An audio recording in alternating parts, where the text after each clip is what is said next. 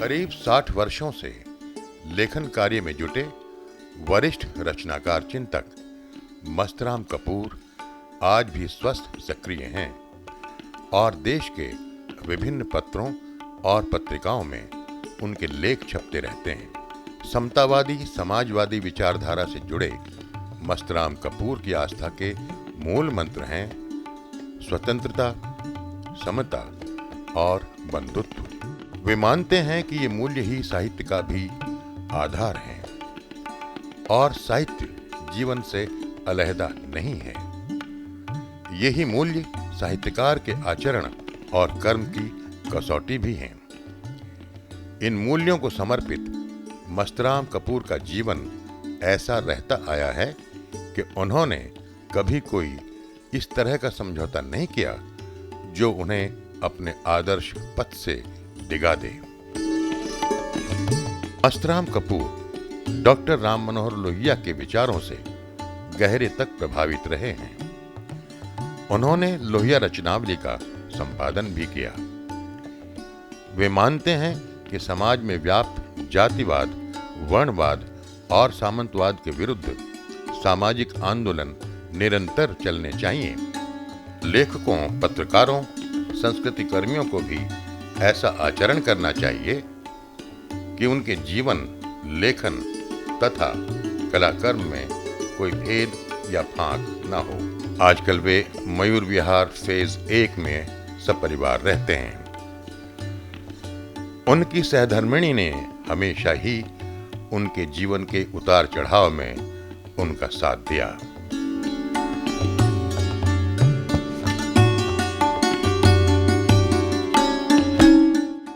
वे अपनी मां को अक्सर याद करते हैं जिन्होंने उन्हें जिंदगी जीने का हौसला दिया था।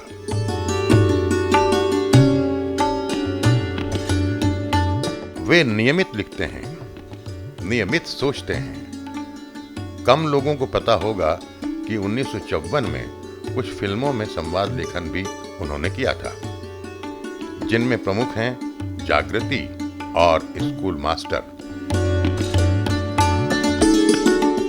उन्होंने दूरदर्शन पर बनी कुछ टेलीफिल्मों के लिए भी लेखन कार्य किया है। कई पत्रिकाओं का संपादन भी किया, जिनमें बच्चे और हम तथा दिल्ली प्रमुख हैं। मस्तराम कपूर ने कई सरकारी नौकरियां की, मगर अपनी ठसक और धज के साथ वे अपने सिद्धांतों पर टिके रहे। वे विनम्र, मिलनसार और विनोदी हैं, लेकिन अपनी सोच और आस्थाओं पर अडिग रहते हैं। देखते हैं उनका जीवन वृत्त।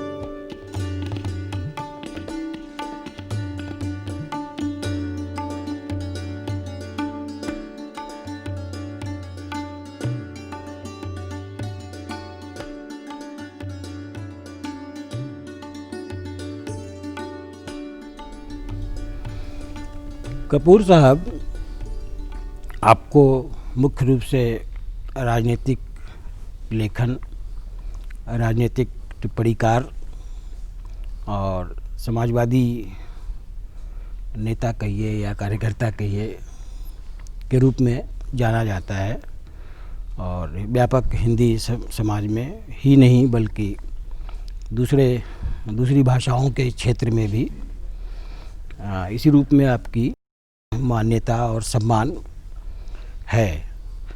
लेकिन मेरा अनुमान है और मुझे लगता है कि साहित्य की धारा में या साहित्य के क्षेत्र में आपका योगदान कम नहीं है, बल्कि शायद वो भी आपकी आपके सृजनात्मकता की एक मुख्य धारा रही है। और जहाँ तक मुझे जानकारी है, आपकी ये साहित्यिक यात्रा बाल साहित्य से शुरू हुई थी।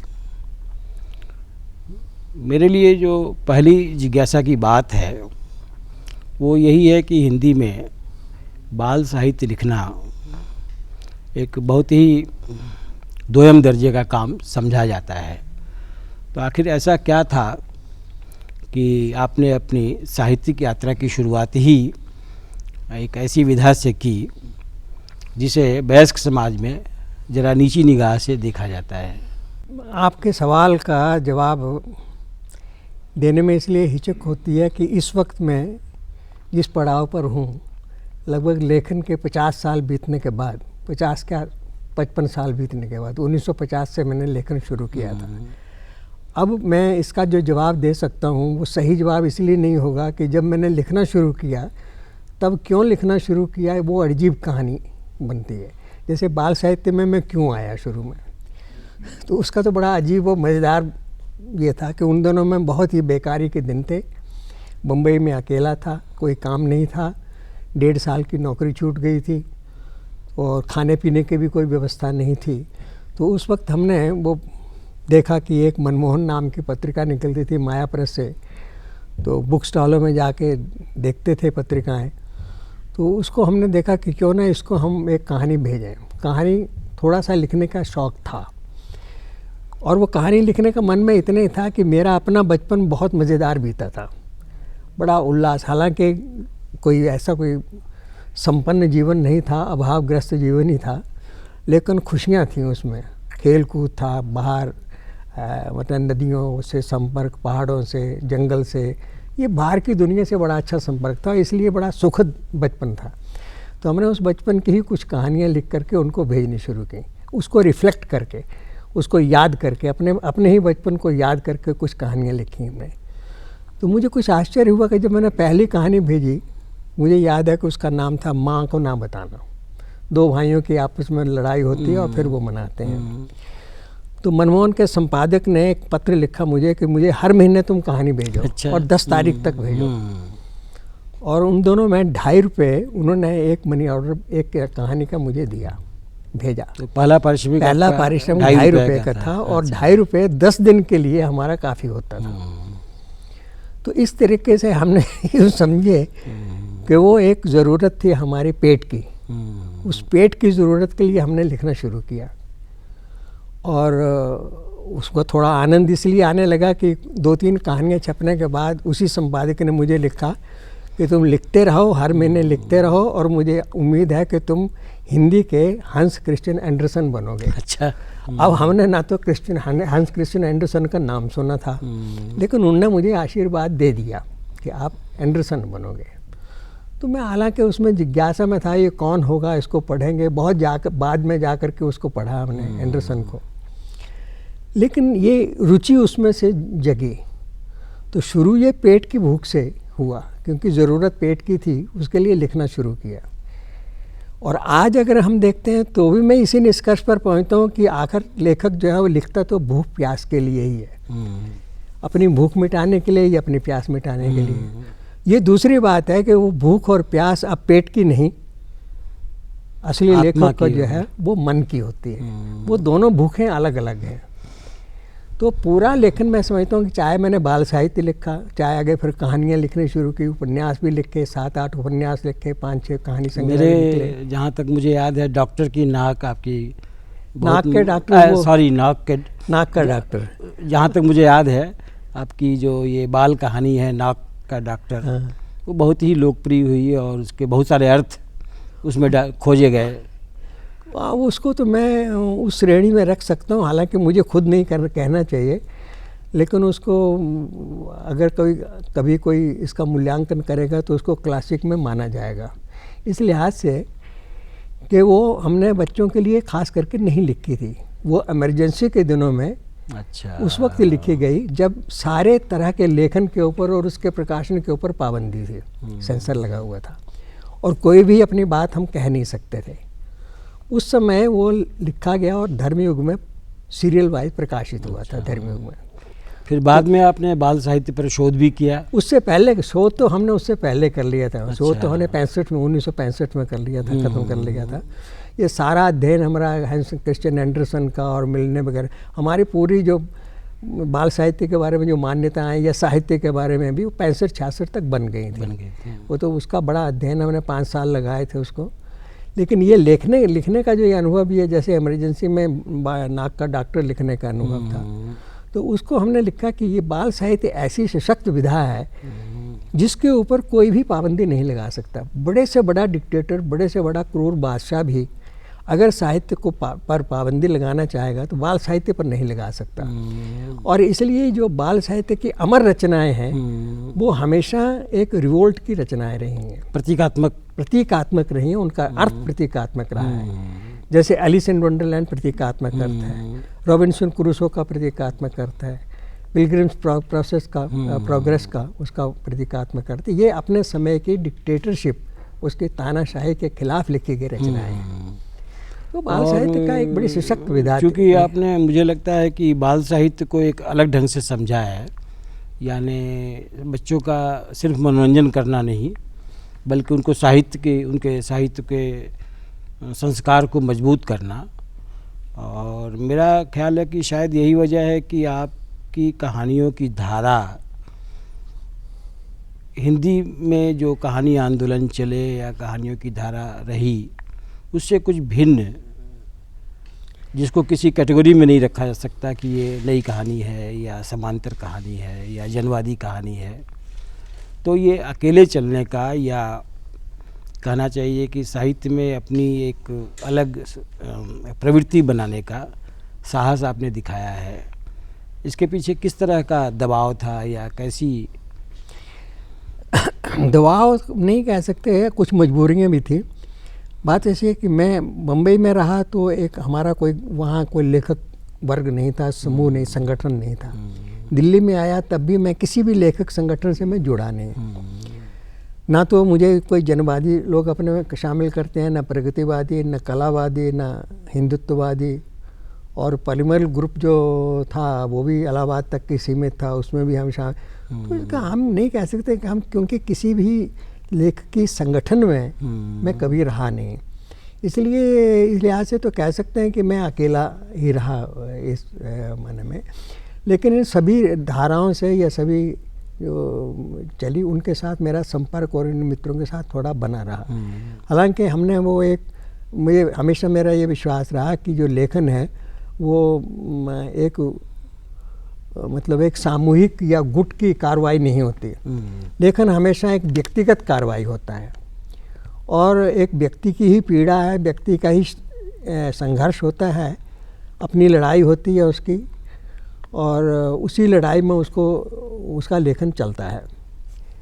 ये जो मैंने आपसे कहा कि ये मन की भूख और पेट की भूख है, मुझे लगता है कि मैंने भी और भी जितना भी साहित्य लिखा है वो इसी से प्रेरित हो करके कि मुझे मेरे मन की कुछ ज़रूरतें थी, उनके कुछ संघर्ष थे या जिज्ञासा थी या कुछ चीज़ों के ऊपर ये था कि भाई मन की तड़प थी, तो उस तड़प से ही वो साहित्य लिखा गया। तो साहित्य जो है यथार्थ को जितना प्रतिबिंबित करता है, क्या उसके अलावा भी साहित्य की कुछ और जिम्मेदारी होती है या उसका स्वभाव कुछ अलग होता है कि सिर्फ यथार्थ को न बताए बल्कि नहीं नहीं, इस यथार्थ को बताना जो है ना, वो तो एक तो फोटोग्राफी का काम हुआ, फोटोग्राफर का या पत्रकार का काम हुआ कि आपने ज्यों का त्यों रिपोर्टिंग कर दी। लेखक का रिपोर्टर नहीं है, ना वो फोटोग्राफर है, ना वो स्थितियों को ज्यों का त्यों उठा करके आपके सामने रखता है। वो तो हमेशा स्थितियों में से जो उसको कुछ चुनना पड़ती हैं, उनको कुछ स्थितियों को चुनता है, कुछ को छोड़ देता है। ये उसका अपना विवेक होता है कि किस स्थिति को लें, किसको ना लें। पर्पस जो उसका होता है वो अपने से ही लड़ना होता है, यानी अपनी मुक्ति के लिए वो अगर वो मतलब इस शब्दों में कहूँ कि वो क्यों लिखा जाता है, तो अपने को मुक्त करने के लिए या अपने को स्वतंत्र करने के लिए। ये जो सबसे बड़ा आदमी का वैल्यू है, मनुष्य का स्वतंत्रता, उसको असर्ट करने के लिए ही आदमी लिखता है, चाहे वो किसी भी तरह के लेखन लिख रहा हो। अभी आपको पता होगा कि कुछ दिन ये विवाद भी चला कि भाई जो भक्ति साहित्य है ये पलायन का साहित्य है, तो ये इसको हम स्वतंत्रता का साहित्य कैसे माने या उसको निम्न कोटि का माने कि नहीं। मेरा विचार ये है कि जो भक्ति का साहित्य है ये भी मुक्ति का साहित्य है। ये भी लेखक लिखता है तो एक डिक्टेटर के भय से मुक्त होने के लिए, या जो दुनियावी जो कष्ट थे तुलसीदास के आसपास के सामने, उनसे मुक्ति के लिए जो उन्होंने एक साहित्य लिखा, चाहे वो भक्ति का लिखा, ईश्वर की तरफ वो गए, तो एक तरह का वो भी स्वतंत्रता का ही साहित्य है। तो मैं मेरे विचार में यही रहा कि लेखक जो लिखता है वो या तो मुक्त होने के लिए लिखता है, और मुक्त होने के साथ साथ वो दूसरों को भी मुक्त करता है, वो अपने आप उसका परिणाम है। अगर वो स्वतंत्रता के लिए लिख रहा है तो उसका साहित्य दूसरों को भी स्वतंत्र कर रहा है। अगर वो समता के लिए, समता का भी बहुत बड़ा वैल्यू है, और वो लेखन भी बहुत कम हुआ है उस तरह के स्वतंत्रता की चेतना का, कि आदमी तड़प रहा है स्वतंत्रता के लिए और उस तड़प में वो लिख रहा है। अब वो आपको तड़प आप आजकल मिलेगी दलित साहित्य में या नारी चेतना के साहित्य में, ये स्वतंत्रता की चेतना के साहित्य हैं। ये तड़प उनकी स्वतंत्रता की नहीं है बल्कि समता की है। तो इसी तरह के हमारे वैल्यूज़ जो मूल हैं, मूल जो हमारे जो उत्स हैं, हमारी भावनाओं के स्रोत हैं, वो यही हैं कि या तो हम स्वतंत्र होना चाहते हैं और दूसरों को उस मायने में स्वतंत्र भी करते हैं। नहीं, लेकिन जब आप स्वतंत्र होना चाहते हैं तो इसके साथ कुछ कंटेंट भी जुड़ा होना चाहिए ना। जैसे आपने एक बड़े मूल्य की चर्चा की कि समानता का कंटेंट होना चाहिए उसके अंदर, यानी हम जब समान होते हैं तब स्वतंत्र होते हैं, हम जब दूसरों के साथ भाई बहन का संबंध बनाते हैं तब हम स्वतंत्र होते हैं। तो स्वातंत्रोत्तर हिंदी साहित्य में स्वतंत्रता की ऐसी व्यापक परिभाषा, क्या आपको लगता है कि हिंदी के साहित्यिक लेखन के संस्कार में बहुत ही भीतर तक समाई हुई थी या समाई हुई है? नहीं, स्वातंत्र होकर के मुझे अभी भी लगता है कि ये कल्पनाएं अभी भी साफ नहीं हुई हैं। जैसे अभी मैं जो जैसे कह रहा हूँ ना कि ये स्वतंत्रता का साहित्य और ये समता का उत्स से निकला हुआ साहित्य जो है, ये असल में है तो एक ही है, अगर कल्पना तो सारी एक ही है। ये अच्छा, हमारे यहाँ तो इसके लिए एक ही शब्द था, मोक्ष शब्द था या मुक्ति शब्द था। तो मुक्ति और मोक्ष का मतलब भी है एब्सोल्यूट फ्रीडम। यही वैल्यू हमारा मुख्य वैल्यू था।